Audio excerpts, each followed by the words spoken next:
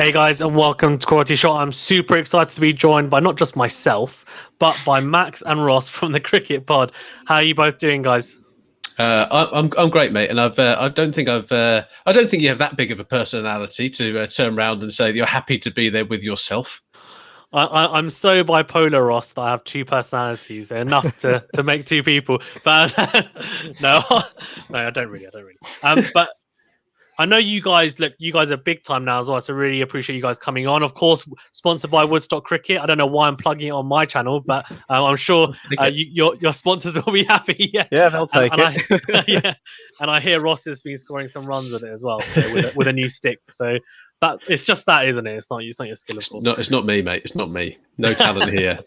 Exactly. It's one of those bats which looks larger than life, I'm sure. So as you can see from the banner below, though, we're going to be talking about the New Zealand versus England series that just concluded, and also then touch upon the World Test Championship final. For people that are fans of New Zealand, you'll really enjoy it because that's all we're going to be talking about pretty much throughout the whole video, I'd assume, especially the England-New Zealand one. And that then brings me nicely onto, a little bit of I would say, a bit of a farcical performance in the end from England. And I think I sound harsh, but I think that's probably accurate. England obviously not fielding their strongest side, missing some key players, and Butler, Archer, Wokes wasn't there as well. I guess Leach wasn't playing, which we'll touch upon. I guess no spinner, and others. So Stokes being a huge omission as well. New Zealand, however, did rotate their squad a lot because I know that they were looking towards the World Test Championship final. So try to, I guess, give people a trial out there to see who would be able to do best in these conditions. Before we get into a little bit of the nitty gritty, I'll go to you, Max, first. Were you surprised by the result? I mean, what did you guys predict? I went actually pretty left field. I went 2-0 New Zealand, but I think England definitely kind of put a bit of egg on my face by not going for it at all in the first one and said, nope, your prediction's going to be wrong. We're not even going to try and play cricket. We're going to hold down the fort. But yeah, Max, what was your initial thoughts on the series as a whole? Well, as an England fan, I'm not remotely surprised. But I originally thought it was going to be 1-1. I thought England would probably benefit from New Zealand being just off the plane, and the home conditions in the first test, and that once New Zealand had sort of got their feet a bit, they would come roaring back in the second. And after watching the performance at Lords and how dominant New Zealand looked and how England refused to even engage in trying to win the game, I had absolutely no doubts whatsoever that New Zealand were going to absolutely wipe the floor with us second time round. So it proved. So yeah, not overly surprised by the end, but obviously very, very disappointed. Yeah. I mean, Ross, you must have been slightly more surprised because I heard you call it a B or C. Was it second or third team? If by New Zealand in that second test match, I think Max corrected you in the review and said that's slightly harsh. I think I could go with second team, maybe second team a little bit, but no Williamson obviously in there, who's their talisman. But were you expecting a bit more fight from England? I mean, I had worries with the middle order. I thought it'd be a bit weak, and I thought they had a weak underbelly to that side and the lineups that would inevitably come out. But I just thought, look, would there be a bit of application and maybe some people would stand up? It's a big opportunity for some of these players, James Bracey coming in, of course, which, I know obviously didn't have probably a very forgettable couple of matches for someone making his first two matches for England, or first two test matches for England anyway. But I was expecting more from Ollie Pope, who kind of flattered to deceive a little bit at times, I think. But Burns stood up. But surely you were expecting some of the other batsmen to stand up as well, or were you, again, like Max, just not surprised at all? I think first and foremost, it definitely wasn't New Zealand's A team. It just wasn't. They were missing some of their key players, and yet it just shows you how good that New Zealand side actually is. We've just come off from doing a live show, and we were talking around that New Zealand have one of the smallest budgets kind of in world cricket, right? They've got a smaller budget than Surrey County Cricket Club, the old money bags it is in South London. But if you compare what they are doing on the white ball front, ODI World Cup finalists, and what they're doing on the red ball front, it is incredible. It's a massive achievement. Yes, people can say, oh, they perform really well at home, not so good on the road.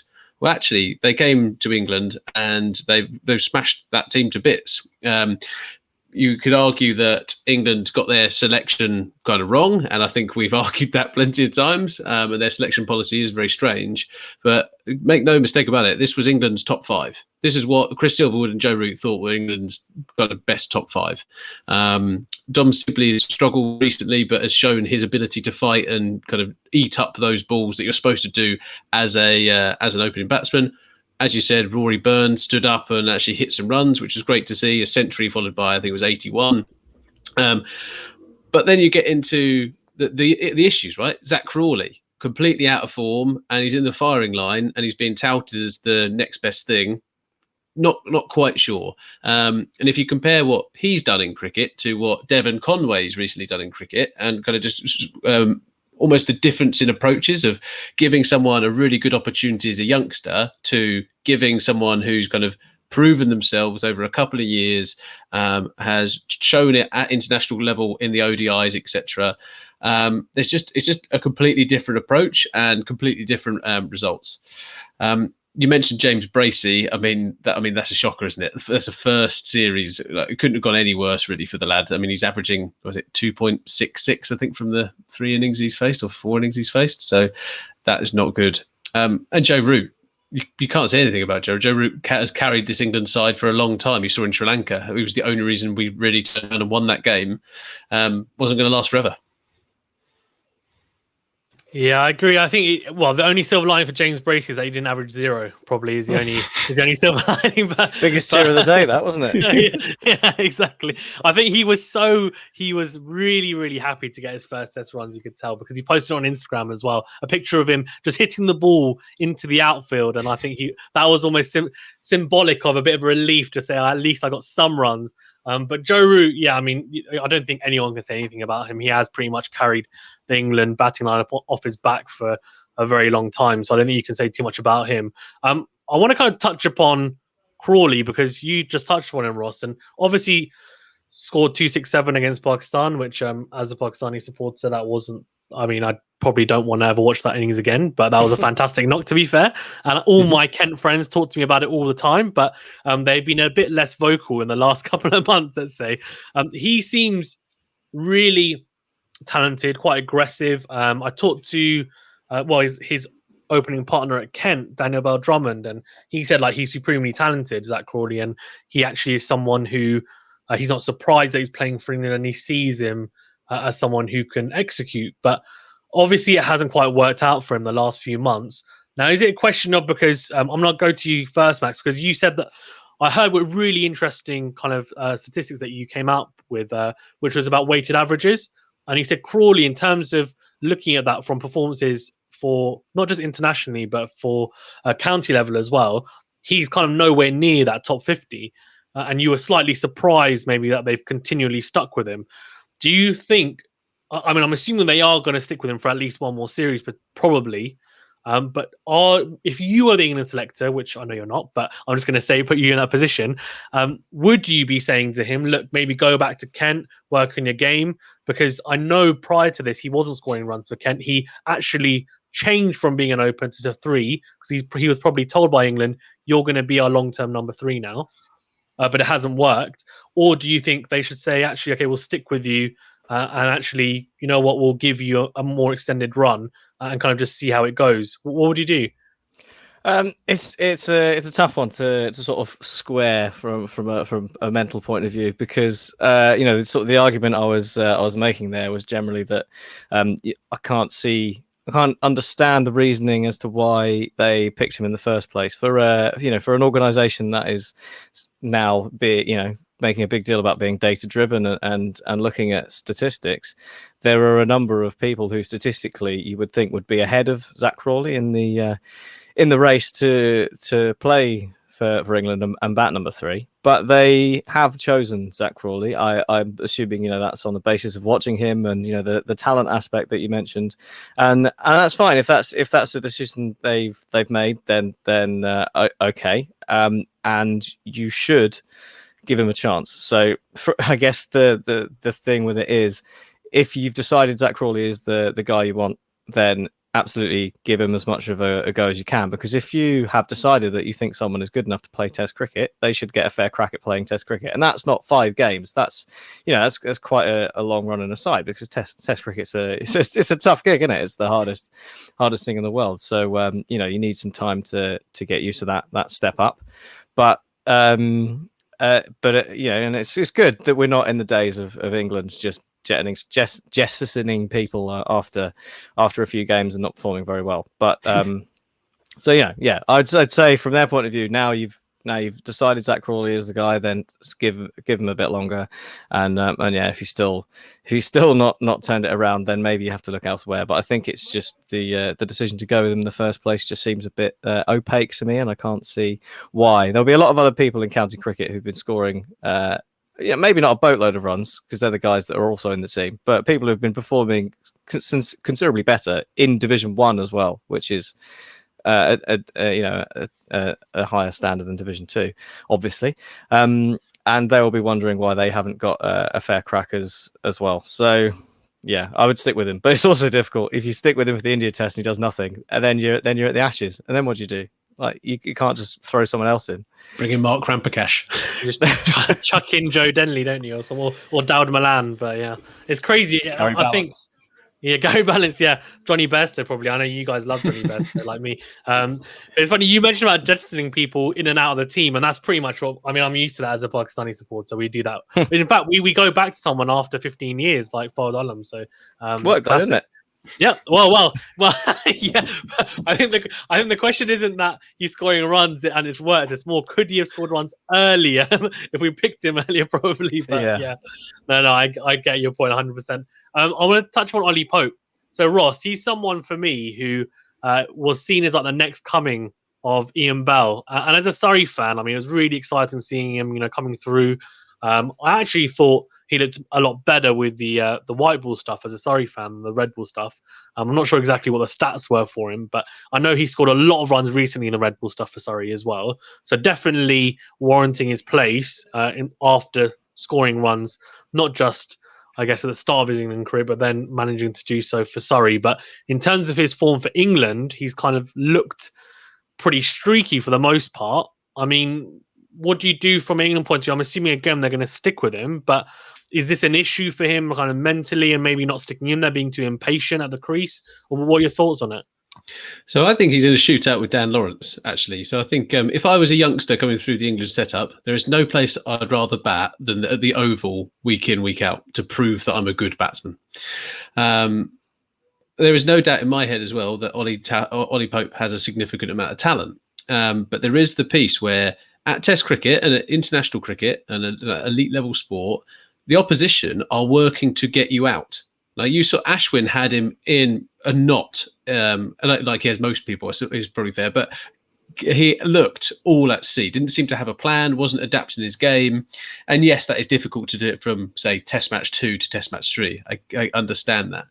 But there is just a bit about me of, if you have a weakness in your game, it is going to be targeted. And Ollie Pope does struggle against spin in that department against an elite spinner. At county level, he is great, probably unless he's against Simon Harmer. But you're going to have good stats against spinners in the county championship because there's not actually that great of a spin abundance in England.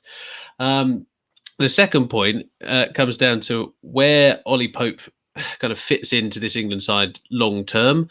I think there was bits around hide him down at 6 and 5, and eventually he'll probably get up the order to number 3. I think that is what they had in their head. He just hasn't scored the runs.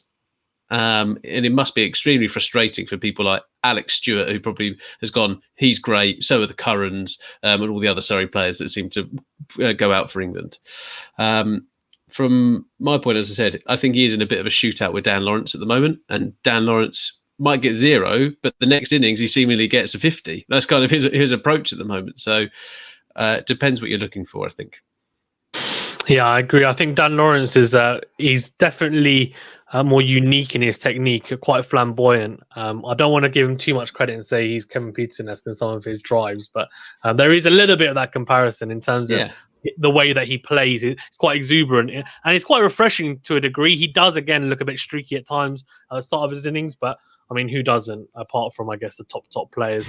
I mean, even Ricky Ponting did. So, well, it's the throwing away of the wicket that's the really frustrating bit. You look at the way in which Ollie Pope gets out; they are avoidable ways of getting out, just like Zach Crawley. Like in the Test arena, they are avoidable ways of getting out if you know your game, and they just seem to me at the moment to just not have that complete confidence in their game. You shouldn't be working out in a Test match which shots you're just going to put away. There needs to be some plan of going, right, I'm playing against Trent Boult. He's going to try and get me out like this. I'm going to leave everything that is over there and not even try to touch it. I'm going to focus and force him to bowl to me and change your game plan to that. When you're an elite level batsman, let the bowlers change it to you. But at the moment, he is a normal level Test match batsman, probably below average at this point in terms of returns. He needs to be the one who is adapting his game and having proper plans of how he's going to hit runs. Yeah, I agree.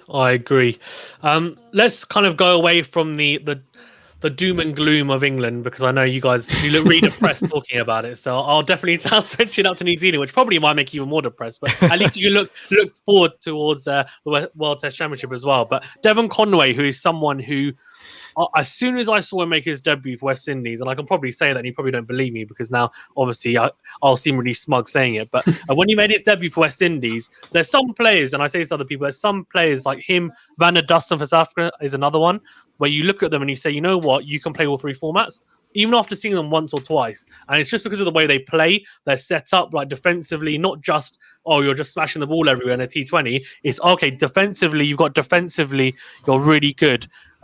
It's got very good stable setup, and also they can play all around the park and they make it look seamless at times. And Devon Conway obviously did that in the T20s, then transitioned to ODIs, has done the business. Now he's coming to Test matches, and obviously a fantastic 200. But he's coming at 29. You mentioned him, Ross. Obviously, it's a bit different to chucking in someone who's younger.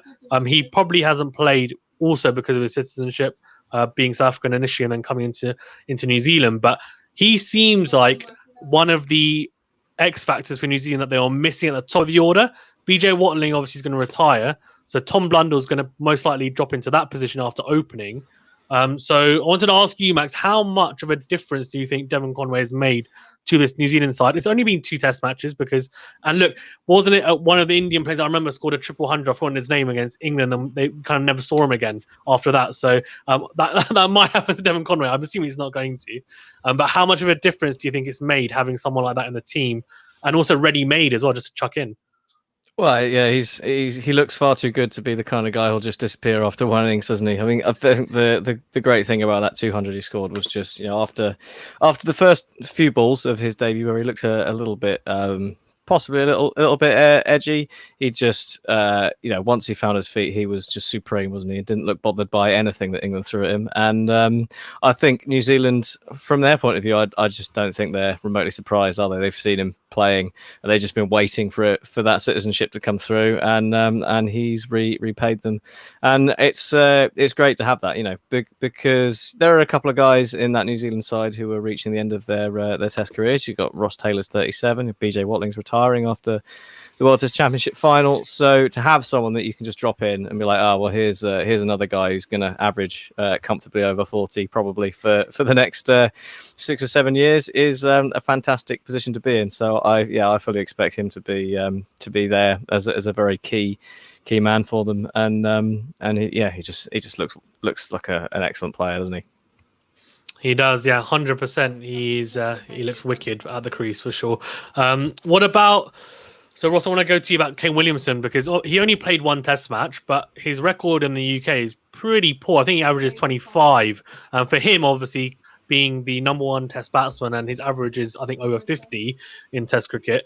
That's pretty poor returns for someone who has been and will be for a number of years a class act. Is that something for them to worry about, I think, going into the World Test Championship final?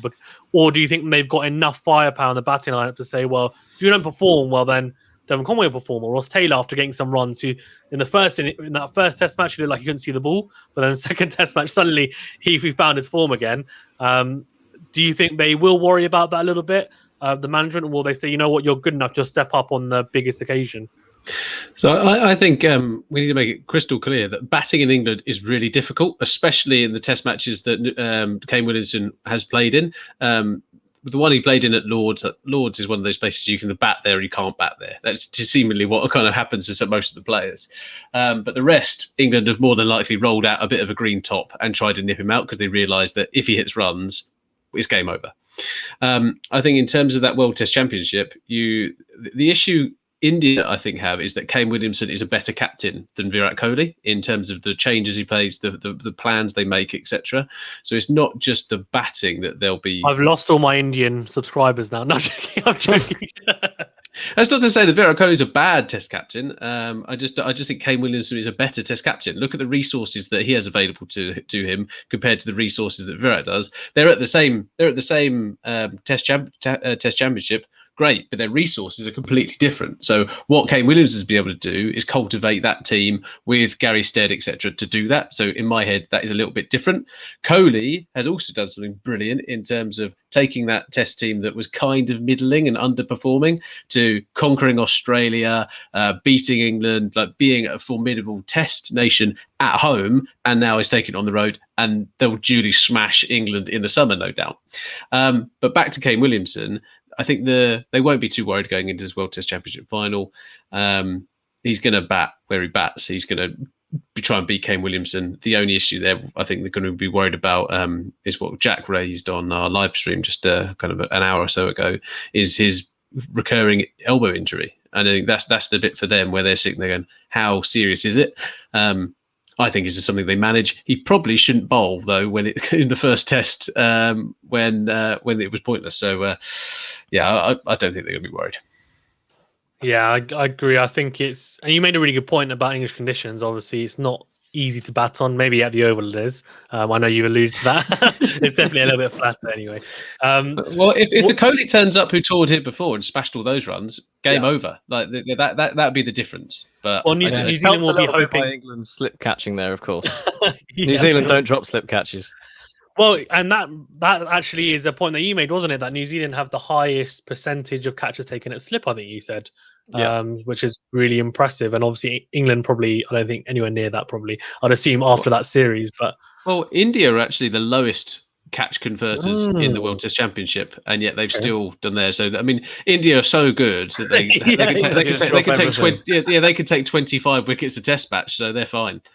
Yeah, clearly, yeah. They don't have to worry about it. It's funny that you said about New Zealand's resources, and I'm pretty sure the population of New Zealand is vastly smaller than the population of London.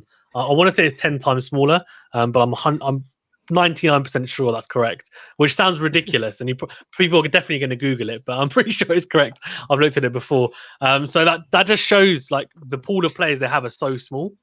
It's just crazy that they're churning out the system there. And I think people just need to find the secret, because clearly the system coming through at a younger level and the structure that they have in place is so good to then churn out players as they're doing in the last 5 to 10 years anyway, where they've come through and it's more of I say a winning mentality. They keep on losing finals, but at least getting there anyway, which is pretty impressive to say the least. In terms of kind of last thing on New Zealand is, no Santner in the squad. Max, were you surprised? And if I had to ask you in terms of, because for me, if I look at the lineup, it's pretty easy. I think you've got the openers and your kind of middle order, top 5, 6 is pretty easy. They pick themselves. And then really for me, it's a case of, do they go with the spinner Najaz Patel, Colin de Grandhomme, because Darryl Mitchell's not on the squad either, or do they go with Neil Wagner? Because I feel like, and I could be wrong, that Carl Jamieson, Tim Southey, and Trent Bolt, all 3 of them are going to play. So then it comes down to who's going to take that 4th spot. So I could be wrong. But what do you think, Max, in terms of, first of all, I guess no Santner, and also who do you think they'll go with in Southampton? Yeah, we were just having this debate on our live show not so long ago, and I think Ross and I were of slightly different opinions. On Santner, I mean, I'm slightly surprised he's not in the squad, just because he offers a bit of batting. But I don't have a problem with him not being in the squad, because he's a far worse bowler, spin bowler in tests than Ajaz Patel. I think Santner's he's got He's great for white ball cricket. He's really got a role there. But in Test cricket, if you want a spinner, you got to go with Patel. And I'm of the opinion that they will pick Patel. And I was thinking that maybe Wagner or Jameson will miss out. But I know Ross is thinking that maybe it'll actually be the four seamers with the weather aspect. But I don't think if either one, I don't think you could turn around and say selection lost in the game. I think you could make a good case for either lineup. But I was just sort of I was leaning towards Patel just because of having seen England turn up with no spinner and how they could have really done with one. Might scare them off. Yeah. So both of you then you're looking at Colin de Grandhomme as being in there for balance, and I think he is. Yeah, I think he's their number 7. I think he's one of those people who is very reliable, and those tough overs that they need to do to protect kind of the seamers, he bowls, and he doesn't go for many runs. Like that, and that is the bit. Even like that kind of 80-mile-an-hour nagging line on off stump is a repeat is difficult regardless of who you are. Rishabh Pant might take completely like a duck to water to it, and he might smash him all over the place. But some of the best batsmen have tried that, and it's not gone too well.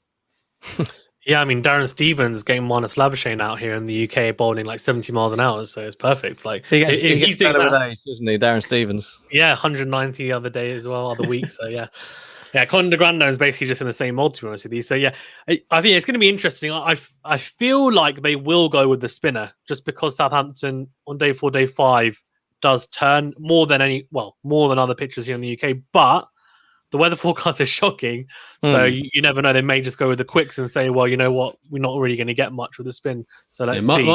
My view on winning that game is winning the toss, bowling first, having favourable conditions with a good seam attack. And if they've got Jameson who's releasing it from kind of the ceiling, and they've got Trent Boult coming in left arm, Wagner coming in left arm as well to do the hard yards, and Tim Southey, they are different prospects across 4 different bowlers plus de Grandhomme. There is no let up there, is there? Whichever you get. We've seen off Bolt, great, and then Wagner comes in with something else at you. It's relentless. That's what happened. That's what happened. Right? Even their backup bowlers were doing it. So England in the second test batted out the first session, didn't they? We didn't lose a wicket for ages, and then what happened? We took our eye off the prize for a split second. Oh, we've lost 4 wickets. And Max, I completely agree with you on that. Yeah, no, I agree. I think at home I think the theme was Boult and Southey being tight, and then the opposition thinking, we've got, as you said, we've got through the first session, and the next thing you know, Jameson and Wagner comes on, and Wagner, especially in New Zealand where he bowls short stuff, and Jameson then it's weird because Wagner's shorter, but he'll bowl really short in New Zealand, and then you've got Carl Jameson who's really tall, and you expect him to bowl short, but he doesn't. He bowls really full. And that probably just messes with your mind as well, even more, because you know that they can switch it up into what is seen as being more natural as well. But they're so talented. So I think whatever side they put out is going to be a force for sure. And it's just crazy to think about. I don't know whether England's approach was necessarily correct I don't know whether they respected the New Zealand side enough, or maybe that's a bit harsh, but I feel like all the eggs were in one basket for the Ashes. And I feel like that's what they really want.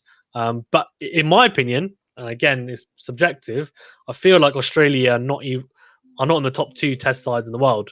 I think, and New Zealand and India are, I think. And of course, New Zealand play a lot of tests at home, but I feel like they're very good. Australia though is a slightly different ball game, of course. Yeah, I know, 100%. I agree. I know there's a history behind it as well. I just feel like, back in the day, you had obviously Australia were the team. And if you beat them, especially away from home, it's like, wow. But I feel like now it is still in the commentary, it's still the Ashes, but it's not as prestigious. Does that make sense? As in, I think there's the guard's changed, hasn't it? We've gone from Australia being the all-conquering team to it could well be India over the next few years, or even New Zealand. Yeah, like I would have been a lot more impressed, for example, if England had beaten India away rather than them beating Australia away. I would have been absolutely stunned. Yeah, but as in, maybe it's more because I'm very hardcore. I'm looking at it from a generational point of view. Yeah. On the India front, then I think there weren't too many surprises or anything in the squad, to be honest with you, apart from I guess no Axar Patel, who completely ran rampage upon the England lineup. But obviously, it's not a dust bowl here in the UK compared to some of them that were in India. And no Washington Sundar, Shardul Thakur, but that's because all three of them are playing in the white ball squad for Sri Lanka. They're so good they can field like 5 sides. India, well, that's how much depth they've got anyway, with the amount of people in there. But the biggest question for me is the bowlers again. Do they go with Bumrah, Shami? They've got Siraj, they've got Sharma, Jadeja, and Ashwin. So I want to go to you first, Ross. Who do you pick? Do you go with the 3 seamers and 2 spinners? And if so, who are the 3 seamers you go with? Or do you go with 4 seamers and go with the lone spinner? And if so, who is it? Ashwin, definitely in. He's got Kane Williamson out the second most times in his Test career. He also has got Ross Taylor out 5 times in the last 6 Test matches that they've played against each other. Jadeja is absolutely brilliant in the field with the bat, with the ball. Ashwin's also discovered how to bat again as he did against England. So those 2 at kind of 7 and 8 is, I think, is a no-brainer for them. Jadeja is a better batsman than Vihari is, I think, and he would be the one he's vying for that spot. They're not going to pick Ridham Saha as he's kind of this old man who I'm not sure what he's even doing around the squad anymore. Yes, he might have been a good gloveman once upon a time, but fucking put him out to pasture. Like, get rid of KL Rahul is a better player. He should be the backup. I think when it comes to the bowling front, I think Siraj will be unlucky to miss out. I think Siraj has done really well since coming into that Test side, but I just think it is a final. You're not going to play that person. Like Shami plays, Ishant Sharma plays, Jasprit Bumrah plays. So yeah, it's the 2 spinners plus those 3 seamers with Yadav and Siraj missing out. Interesting. Yeah, I think so interesting, isn't it? I agree with you in the sense that I feel like India will go with the old faithful in Sharma, Shami, and Bumrah. What do you think, Max? Who do you think they'll go with? Do you agree, or do you think maybe they will mix it a little bit? I'm of exactly the same opinion as Ross. I think it's a one-off game. It's a final, as you say, a one-off game, and I just think you go with the guys with the experience. Bumrah is a freak of nature anyway. Yeah, he's a ridiculous bowler. He has to play. Ishant has played 12 tests in England, so he's pretty experienced. And Shami's a wily old fox, and he knows what he's doing. So I think it's got to be those 3. And then the 2 spinners. If they had, I think I was made the point earlier. If they had Hardik Pandya from 2018, then he would be right in there with a shout of playing for another seam option. But they don't, and he can't bowl at the moment. And hopefully he'll be able to bowl again in future. But I don't know whether he will with his injury struggles. So from there, you have to go with Jadeja is my favourite cricketer in the world. He's phenomenal. I absolutely love him. And you can't leave out Ashwin because he's just so, even on a pitch that might not benefit him that much, he's just so skillful and has so many variations that he's got to be in there. And you can't pick another seamer because 9, 10, 11 can't bat at all. So you need batting at 7 and 8. So I think I think it's got to be, you just go with your best bowlers in that situation, and it just so happens that 2 of those are spinners. That's fair enough. It's interesting, it would be, and it's really crazy to say, if that does happen and it's Shami, Bumrah, and Ishant Sharma, it'll be the first time in the World Test Championship that all 3 have played together. Sounds crazy because each one's been injured at some point. So nice little fun fact there for the day. Nice to have your full squad fit for the final, isn't it? Yeah, exactly. Yeah, it just happens to be the case. What do you think? Very briefly then, before we wrap up, what's your prediction then? What's your prediction? New Zealand win. Actually, no. I'm going to say whoever wins the toss is going to win the game. Oh, I like that. Okay. If they make the right decision, of course. I'm leaning New Zealand as well. I think it's like on paper, it's an unbelievably even contest. I think they're both phenomenal sides, but I just think the fact that New Zealand have been in England and played 2 tests there, and the fact that there is a bit of rain forecast tips it just in their favour. But it's marginal. No, I agree. I think it's going to be. I agree. I think New Zealand will edge it. But let's see if we even get any play. Might not get any play whatsoever. Well, the thing is, I think it is that bit where India have such a good team. They have such a good team. New Zealand have such a good team. unfortunately for India, they're a little bit half cooked, aren't they? Because New Zealand have had 2 games against England to come in and play against them. They know what their team is. They've got their approach, etc. And they're going to be on it.